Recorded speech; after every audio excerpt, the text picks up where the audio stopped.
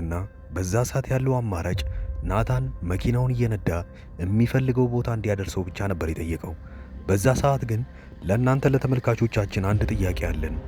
ናታን እንደው ያፌት ራሱን ከሳተ በኋላ ወዴት ይዞት ሄደ ይመስላችኋል?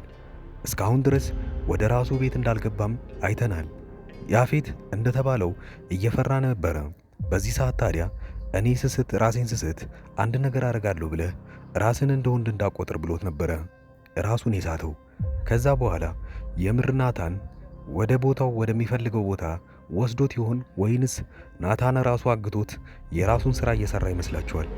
ይህንን ጥያቄ ኮሜንት ላይ የመለሳችሁልን በሐረግ ድራማ ላይ በክፍል 78 የሚፈጠሩትን ቀንጨብ አድርጌ ማሳያችሁ ይሆናል። ያፌት ሲጠረጥር የነበረው ናታንንና ቢንያምን ነበረ ወቅተውኛል ብሎ የሚያስበው። ነገር ግን በራሱ ዘመር ነበር የተከዳው። ይህንን የሚያውቀው ዳግም ብቻ ነው። ዳግም ታዲያ ይህንን ምስጢር ሊጠብቅ የሚችለው ናታንና ቢንያም ላይ ምንም ነገር እስካልደረሰ ድረስ ነው። ነገር ግን ያፌት ናታንና ቢንያም ላይ ከዛተባቸው በኋላ እነሱ ላይ ምንም ነገር እንዳይደርስ በሚል ምክንያት ሚስጥሩን ሊያወጣው ይችላል። ይሄኔ ታዲያ የራሱ ዘመድ የሆነው ይሄ ታናሹ የሚያልቅለት ነው የሚሆነው እስከ መጨረሻው ድረስ።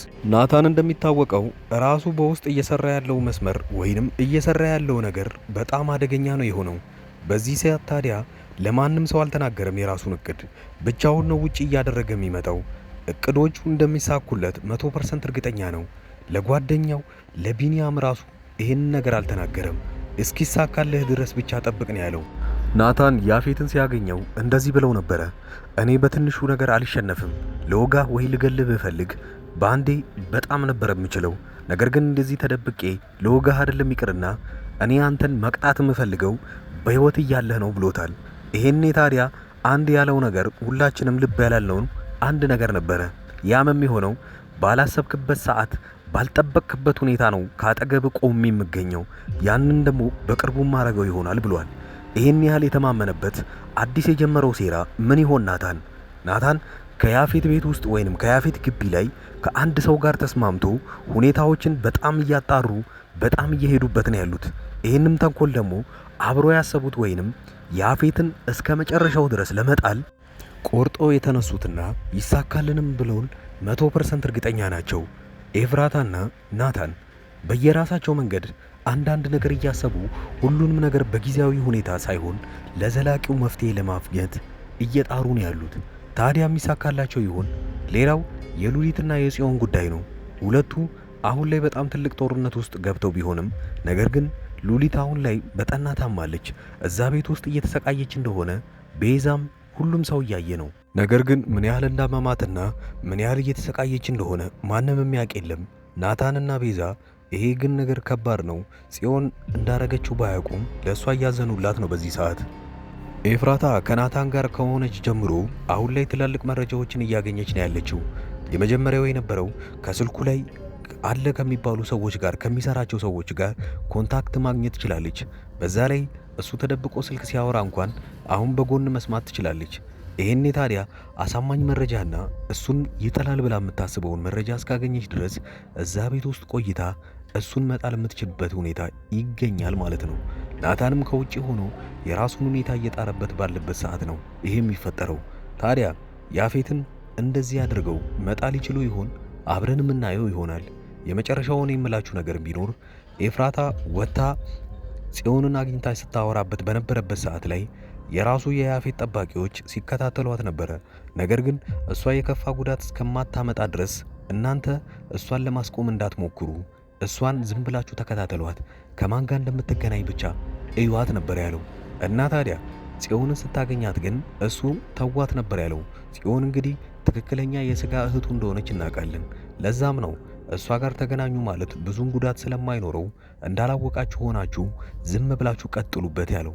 በሐረግ ድራማ ላይ በክፍል 78 ሙሉውን ሲለቀቅ እኔ ቀደም ብዬ ኮሚኒቲ ፖስት ላይ መለቅላችሁ ይሆናል። እስከዛው ድረስ ግን መልካም ጊዜ። እንደና መጣችሁ።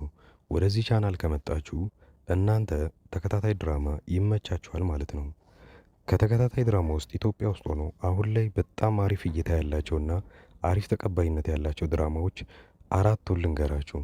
የመጀመሪያው ጽናት ነው። ሁለተኛው ሐረግ፣ ዮአዳን እና ክህደት ናቸው። የእነዚህን ተከታታይ ድራማዎች ካልጀመራችኋቸው እኔ አጠር ያለች ማብራሪያ ስለነሱ ሰጥቻችሁ ደስ ያላችሁን ድራማ እናንተ ትጀምሩታላችሁ። የመጀመሪያው ጽናት ድራማ ብዙዎቻችሁ የምትወዱት ይሆናል። ምክንያቱም ምናልባት ከአረብ ሀገር ሆናችሁ የምታዩ ሰዎች ካላችሁ ይሄ ድራማ ለእናንተ ነው። ጽናት ከሀገር ቤት ወደ ከተማ ትመጣና ወደ ውጪ እስክትሄድ ድረስ አንድ ቤት ውስጥ ተቀጥራ እየሰራች ነው። ታዲያ የቀጠሮ ቀኗን ወይንም የበረራ ቀኗን እየጠበቀችና ብዙ ክፍያ ካደረገች በኋላ ያንን ስትጠባበቅ እዛ ሰራተኝነት የተቀጠረችበት ቤት ውስጥ እየሰራች እያለ አንድ ትልቅ ነገር ይፈጠራል። ከአሰሪው ልጅ ጋር ግንኙነት ትጀምርና ብዙም ሳይቆይ ነገሮቹ ይበላሻሉ። በዚሁ ላይ የሚያጠነጥን ፊልም ነው። ሁለተኛው ሐረግ ድራማ ላይ ሁለት በትንንሽነታቸው የሚታወቁ በአባት አንድ የሆኑ ወንድማማቾች ነገር ግን ካደጉ በኋላ በጣም ትልቅ ጠላት ሆነው እዛ ላይ የምናየውን ነገር አብረን እናያለን። ፍቅረኛ ይነጣጠቃሉ፣ ንብረት ይነጣጠቃሉ፣ ነገር ግን ወንድማማቾች እንደሆኑ አያውቁም። ሐረግ ድራማ እዚህ ነገር ላይ ነው የሚያጠነጥነው። ዮአዳን አንዲት ምስኪን ሴት በባህል ሀብቶችና በትልልቅ ሰዎች የእሷ የሆነን ነገር ለመንጠቅ ሲሞክሩና እሷ ግን ብልጠትነቷን ከነሱ በላይ የምታሳየቸው ፊልምና ብዙ ታሪኮች ያሉበት አሪፍ ድራማ ነው። ሌላኛው ክህደት ነው። ክህደት የሚለው ፊልም አሁን ላይ በጣም አሪፍ እየታየ ያለ ነው። ክህደት አንድ ጓደኛውን በጣም የሚወዱት ሁለት ጓደኞች አሏቸው። ታዲያ በዚህ ጊዜ ጓደኛው የልቤ ጓደኛ ናቸው ብሎ ለእነሱም ማያረገው ነገር የለም። ብዙ ነገር አድርጎላቸዋል። ነገር ግን ትንሽ እንደቆየ ይታመምና በጣም እርዳታ ሲፈልግ ከጓደኞቹ የሚጠብቀውን እርዳታ ሳያገኝ ይቀርና ይልቁኑ በዛኑ ልክ ይጠቀሙበታል። ይሄኔ ታዲያ እሱ ካወቀ በኋላ ምንን ማድረግ እንዳለበትና እንዴት ከነዚህ ጓደኞች ሊበቀል እንደሚችል የሚያሳይ አሪፍ ፊልም ነው። አሪፍ ጥራትና አሪፍ ኳሊቲ ተደርጎበት ካራክተሮችም በጣም አሪፍ የሆኑና የሚያጓጓ ፊልም ሐረግና ክህደት ናቸው። ሁለቱ ፊልሞች ምንም አይነት ንዝናዜ ምናምን ሳይበዛባቸው ወሬም ሳይኖራቸው ቀጥታ ምንም አይናችሁን ሳትነቅሉ የምታዩት ፊልም ነው። ሌላኛው ጽናት የሚለው ፊልም ታሪኩ አሪፍ ሆኖ ነገር ግን ብዙ ወሬዎች ስለሚበዙበት ምናልባት ፊልሙ ሊሰለቻችሁ ይችላል። ነገር ግን ፊልሙ እንደዛ የሚሰለቻችሁ ከሆነ እኔ በየጊዜው የእያንዳንዱን ክፍሎች እንደዚሁ አይነት በትረካ መልክና እናንተን ለጥያቄ ያሳተፈ ለመልስም አስተያየት እንደሰጡበት አድርጌ አንዳንድ ቪዲዮ ለእያንዳንዱ ክፍል እሰራለሁ። ዮአዳን ድራማ ብዙ ሰዎቹ ስትጀምሩት በጣም አሪፍ ድራማ ነበረ። እስከ ክፍል 40 እና እስከ ክፍል 45 ያለውን ድረስ ብዙዎቻችሁ በጣም አሪፍ አድርጋችሁ ስታዩት ነበረ።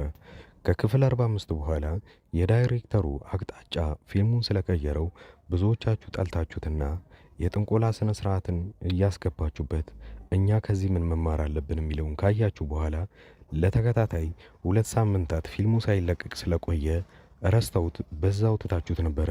ነገር ግን አሁን ተመልሳችሁ እንድታዩበት እምመክራችሁ አንድ ነገር አለ። ዮአዳን ድራማ ላይ አሁን ዮአዳንና ሳሚ ፍቅረኛሞች ሆነዋል። እዛ ቤት ውስጥ ያለ ወላጅ እየኖሩ ነው ያሉት።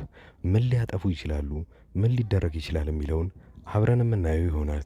እዛ ላይ ሂሩት የምትባል አንዲት መጥፎ ሆና የምትተውን ልጅ እዛው አካባቢ ላይ እብደትን ተከናውና ነገር ግን ጤነኛ ሆና እሷ እንዳትታሰር እያየችው ያለውን ስቃይ አሁን ላይ ማየት ይኖርባቸዋል ብዬ አስባለሁ። አዳዲስ የጀመሩ ተከታታይ ድራማዎችንና አሪፍ የሚባሉ ፊልሞችን በዚሁ ላይ በአንድ ድምፅ አድርጌ በጥሩ ሁኔታ ተርኬ የማቀርብላችሁ እኔ ዙበይር እባላለሁ። የቻናሌም ስም አዳዲስ ይባላል።